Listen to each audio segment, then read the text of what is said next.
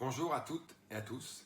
Le mois d'août se termine. Il a été clairement marqué par une séquence internationale avec le G7, dont tout le monde reconnaît qu'il a été extrêmement réussi par un président audacieux qui a réussi à faire avancer les grands leaders de ce monde sur des sujets très importants.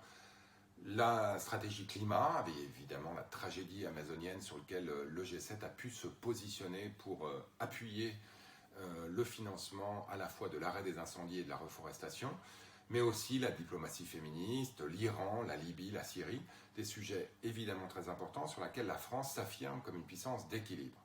La conférence des ambassadeurs, où j'ai eu l'honneur d'être invité aux interventions à la fois du président, du Premier ministre et du ministre des Affaires étrangères, avec de très bonnes nouvelles pour vous, de très bonnes nouvelles pour les parents, pour les professeurs, et avant tout, évidemment, c'est ce qui nous importe le plus, de très bonnes nouvelles pour nos enfants.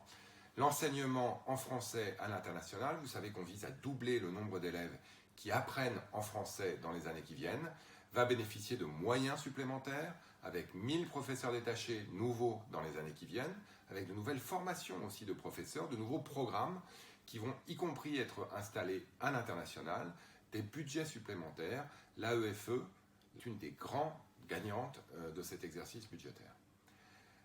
Une nouvelle moins agréable, évidemment, c'est la réduction unilatérale, sans nous prévenir, de l'administration américaine de la durée des visas E1 et E2 qui permettent à des entrepreneurs françaises et français de s'installer aux États-Unis avec leurs conjoints et leurs enfants.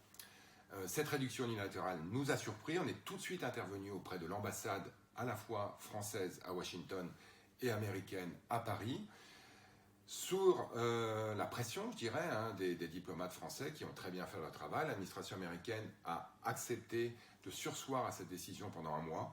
On va travailler dans le mois de septembre jusqu'au 26 septembre pour adapter ces décisions de manière à ce qu'elles soient mieux adaptées aux besoins des Françaises et des Français qui vivent aux États-Unis.